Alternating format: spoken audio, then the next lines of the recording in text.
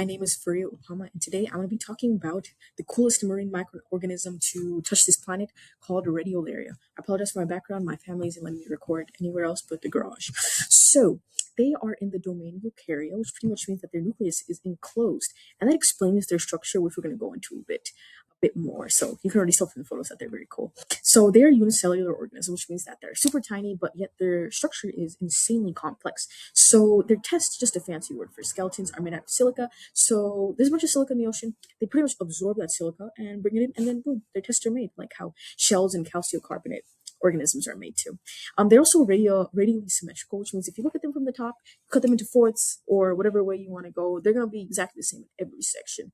They're also like Russian dolls. What do I mean by that? So their outside shell is like their inner shell, and that inner shell is like their innermost shell, and they all look the same, but they're just smaller, like a Russian doll. And these layers are connected via bars and beams, so you know they have some type of link going on.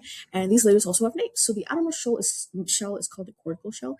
It's the porous shell. It's the one that lets everything in, everything out. Then we have 2 to 3 medullary shells, which are like the buffer shells. Those are the ones held together by the bars and beams. And then we have the innermost shell, which is the central capsule. It's technically also a medullary shell, but because it holds things like the Golgi bodies, the DNA, the nucleus, it has a fancy name for it.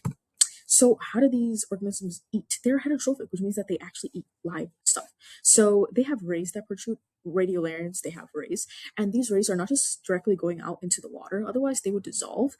Instead, they're covered by things called pseudopods. So, these are fancy word temporary cytoplasmic arm like extensions. So, they're pretty much tentacles that are slimy, and these slimy tentacles pretty much reach out and they grab food like zooplankton, phytoplankton, bacteria. So as you can see from those models on the right, those are just models, but the photo on the right on the top is a real picture, and it shows those rays, pulling out.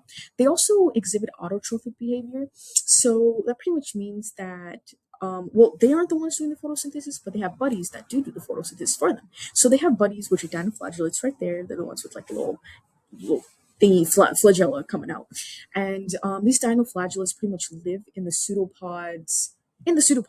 So they pretty much do photosynthesis, and they give the food that they make to the radiolaria just a bit, because they need to eat too. And in exchange, they get ammonia and carbon dioxide, which is pretty much the ingredients for photosynthesis. So they get the ingredients and then they give some of their product.